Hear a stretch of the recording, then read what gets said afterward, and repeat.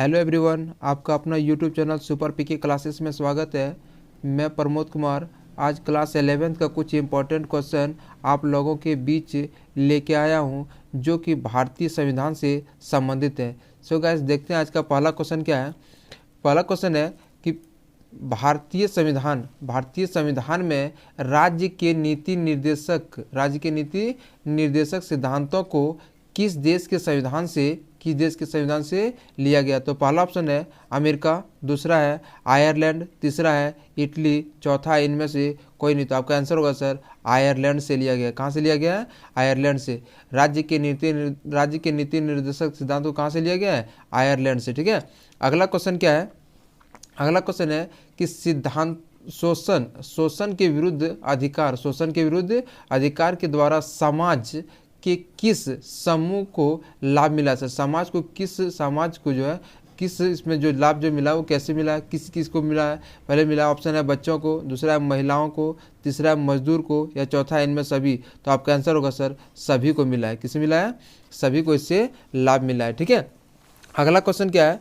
अगला क्वेश्चन है कि भारतीय संविधान में मौलिक अधिकार की प्रेरणा किस देश से ली गया है। तो पहला क्या ऑप्शन है? अमेरिका, दूसरा है यूके, तीसरा है चीन, चौथा है इटली। तो सर भारतीय संविधान का मौलिक अधिकार के बारे में वर्णन किया। तो मौलिक अधिकार हम लोग पहले भी पढ़ चुके थे। मौलिक अधिकार के बारे में किसे लिया गया है? अमेरिका से। कहाँ से लिया गया है? अमेरिका से लिया गया है। ठीक है, अगला क्वेश्चन क्या है?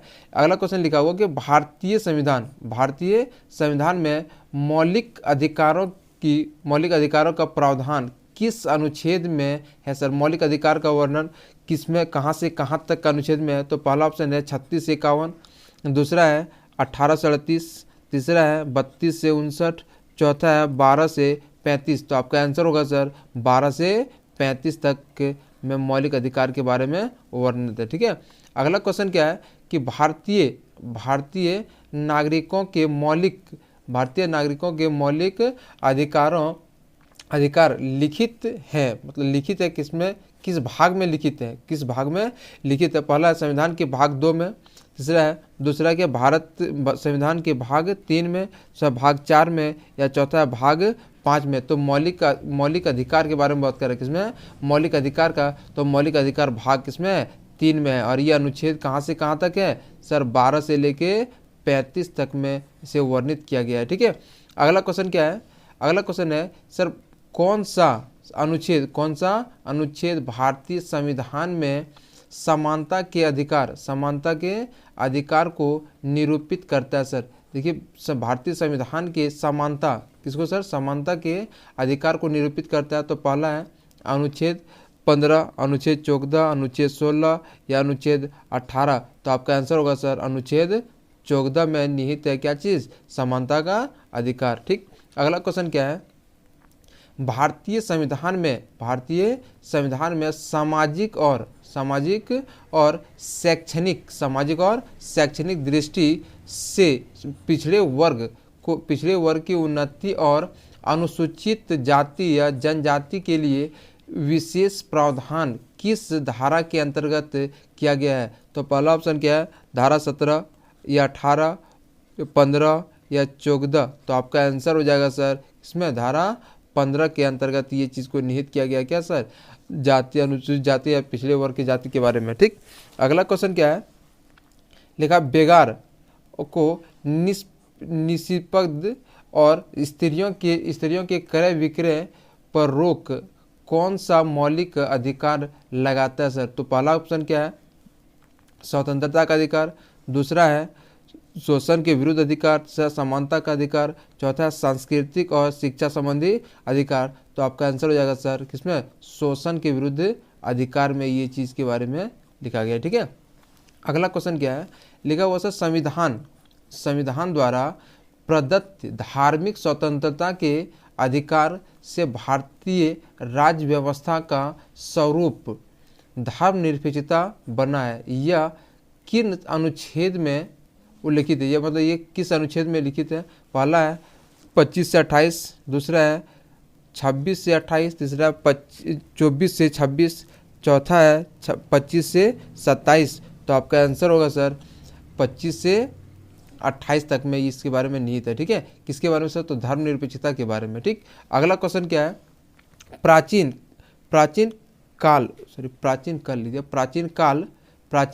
काल से चली आ रही सामाजिक बुराई छुआछूत का अंत संविधान अपने तीसरा अध्याय में किस अनुच्छेद के अंतर्गत करता है सर? ये अनुच्छेद मतलब कहने का क्वेश्चन है कि छुआछूत के बारे में किस अनुच्छेद में निहित है? तो हम लोग जानते हैं सर, क्वेश्चन ऑप्शन क्या है?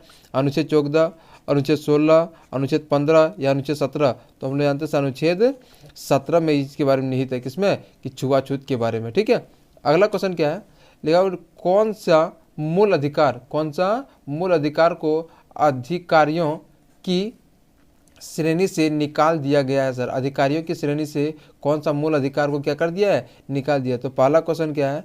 पहला ऑप्शन है स्वतंत्रता का अधिकार, दूसरा है दैहिक स्वतंत्रता का अधिकार, तीसरा संपत्ति का अधिकार, चौथा है संवैधानिक उपचारों का अधिकार। तो आपका आंसर हो जाएगा सर संपत्ति का अधिकार। ये संपत्ति का अधिकार सर, इसको मौलिक अधिकार हम लोग नहीं बोल सकते हैं। ठीक है, अगला क्वेश्चन क्या है?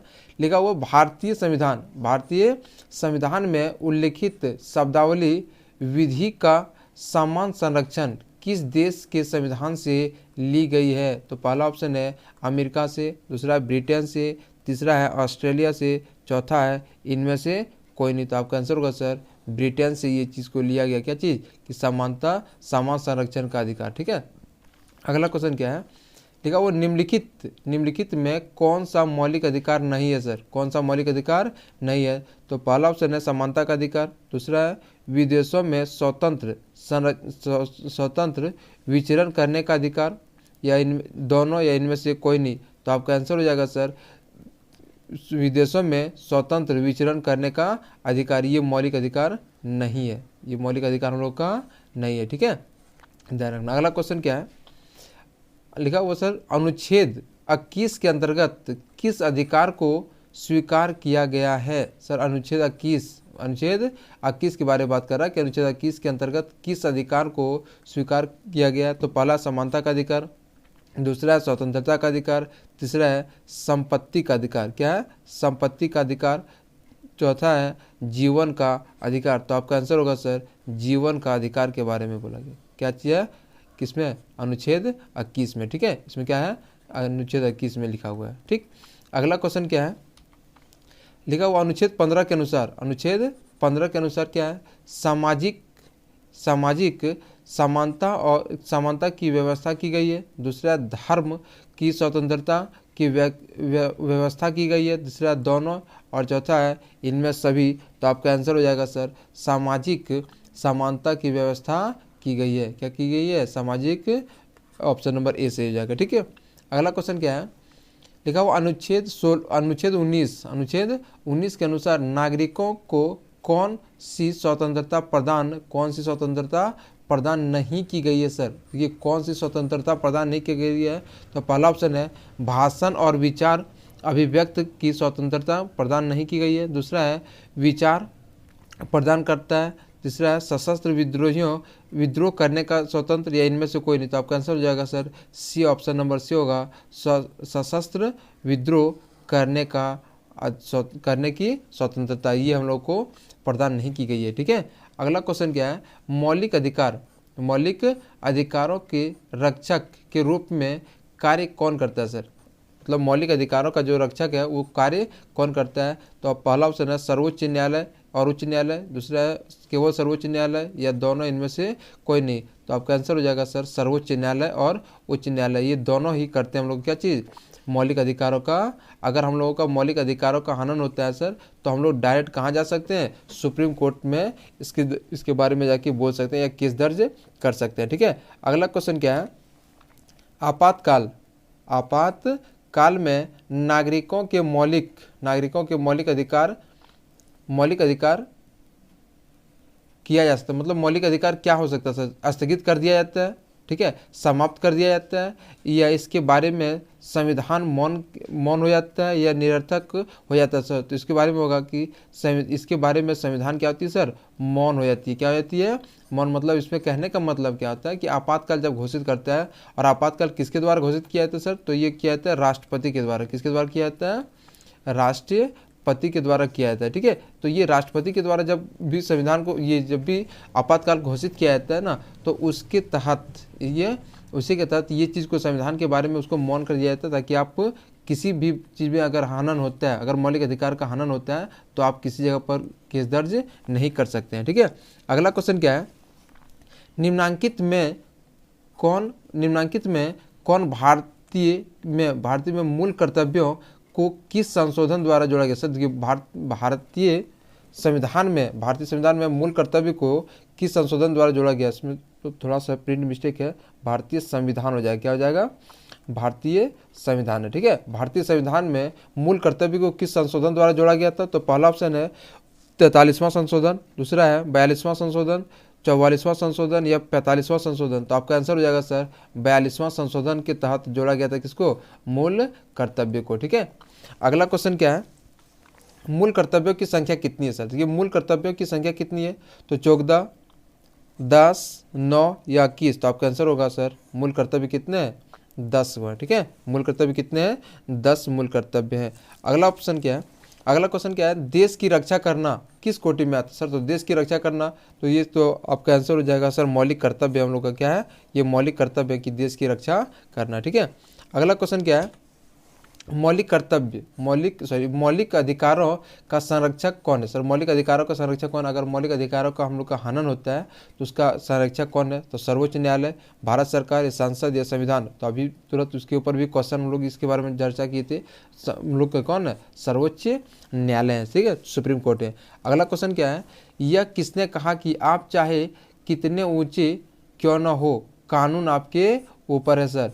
ये किसने कहा था, बर्गर ने या सर एडवर्ड कोक ने या ब्राइस ने या लास्की ने? तो आपका आंसर होगा सर एडवर्ड कोक ने कहा था इस चीज को। ठीक है, अगला क्वेश्चन क्या है, लिखा हुआ है सर्वप्रथम किस देश के संविधान में मौलिक अधिकारों का समावेश किया गया सर? कि मौलिक अधिकारों का समावेश किया गया, कहने का मतलब क्या सर, किस देश से ये मौलिक अधिकार को लिया गया है? तो पहला ऑप्शन क्या है, फ्रांस, दूसरा है सोवियत संघ, तीसरा है अमेरिका, चौथा है ब्रिटेन। तो आपका आंसर होगा सर अमेरिका से लिया गया क्या चीज़, मौलिक अधिकार को। कहाँ से लिया गया सर, अमेरिका से।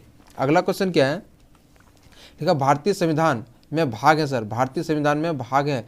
तो पहला ऑप्शन क्या है, 23, 25, 12, 22 या 12। तो आपका आंसर होगा सर 25। कितना है, 25। सर पहले कितना था, अगर पहले की भारतीय संविधान की भाग के बारे में बात करें तो पहले कितना था, 22 भाग था, ये पहले था। और अभी कितना है सर, अभी कितना है वर्तमान में ये है 25। कितना है, वर्तमान में कितना है, 25। याद रखना दोनों। ठीक है, अगला क्वेश्चन क्या है कि भारतीय संविधान में कितने अनुसूचियां सर? ये भारतीय संविधान में कितने अनुसूचियां हैं? तो पहला ऑप्शन क्या है, 8, दूसरा है 10, तीसरा है 12, चौथा है इनमें से कोई नहीं। तो आपका आंसर होगा सर अभी वर्तमान में कितना, भी 12। ये क्या है सर, वर्तमान में। और पहले, अगर पहले बात की है तो पहले कितना था सर, तो पहले जो था सर वो कितना था सर, ये पहले जो था वो 8 था। कितना था, ये पहले था। ठीक है, जब संविधान लोग को बना हुआ था उस समय कितना था, 8 था। और वर्तमान में कितना है, 12 है। अगला क्वेश्चन क्या है, देखा वो भारतीय संविधान में कितने अनुसूचियां सर, कितने अनुच्छेद हैं? पहला क्या है, 321, 395, 354 या इनमें से कोई नहीं। तो आपका आंसर होगा सर 395। और यही चीज़ अगर सर वर्तमान की बात किया जाए तो वर्तमान में अभी हम लोग का जो अनुच्छेद है सर वो 450 से क्या है, अधिक है, 450 से भी अधिक है। ठीक, अभी ये सर वर्तमान करंट की चीज़ बताएं कि अगर ये वर्तमान की बात पूछे कि वर्तमान में अभी अनुच्छेदों की संख्या कितनी है, तो 450 से अधिक हो जाएगा। ठीक है, अगला क्वेश्चन क्या है, लॉर्ड रिपन द्वारा भारत में स्थानीय स्वशासन कब शुरू किया गया सर? देखिए लॉर्ड रिपन द्वारा कहता है भारत में स्थानीय स्वशासन कब शुरू किया गया था? तो 1825, दूसरा है 1852, 1900 और चौथा है सर 1882। तो आपका आंसर होगा सर 1882 में किया गया था लॉर्ड रिपन के द्वारा क्या चीज़, अस्थायी स्वशासन। ठीक है, अगला क्वेश्चन क्या है, भारत के सभी सैन्य बलों के अध्यक्ष कौन होते हैं? ये तो बहुत इजी क्वेश्चन है सर। उपराष्ट्रपति, राष्ट्रपति, प्रधानमंत्री, इनमें सभी। तो आपका आंसर होगा सर राष्ट्रपति। जितने भी सैन्य शासन के हैं ना, सबका जो शासक होता है, अध्यक्ष होता है, वो राष्ट्रपति ही होते हैं। ठीक है, अगला क्वेश्चन क्या है, संवैधानिक उपचारों का अधिकार को संविधान का खालिस्तान कहा जाता है सर। देखिए, संवैधानिक उपचारों का जो अधिकार होता है सर, क्या होता है, अधिकार को संविधान का खालिस्तान क्या कहा जाता है, संविधान का क्या कहा जाता है, आत्मा कहा जाता है, या हृदय कहा जाता है, या ए बी दोनों, या चौथा है सर इनमें से कोई नहीं, तो उसको हम लोग बोल सकते हैं सर आत्मा कहा जाता है। क्या कहा जाता है, आत्मा सर। इसी को हम लोग एक तरह से अगर बोल सकते हैं ना सर, तो प्रस्तावना जिसको होता है, प्रस्तावना को भी हम लोग क्या बोल सकते हैं सर, इसका संविधान का जो एक आत्मा बोल सकते हैं। ठीक है, तो सो गाइस, ये थे हम लोगों के 30 बहुत ही इंपॉर्टेंट क्वेश्चन, जो कि बहुत ही इंपॉर्टेंट, और एग्जाम की दृष्टि से तो हर क्वेश्चन, जितने भी क्वेश्चन हम लोगों ने पढ़ा, सभी क्वेश्चन को आप नोटबुक में अच्छी तरीके से नोट कर लें, ताकि आने वाले एग्जाम के लिए आपको बहुत ही मदद मिलने वाले हैं। Thank you.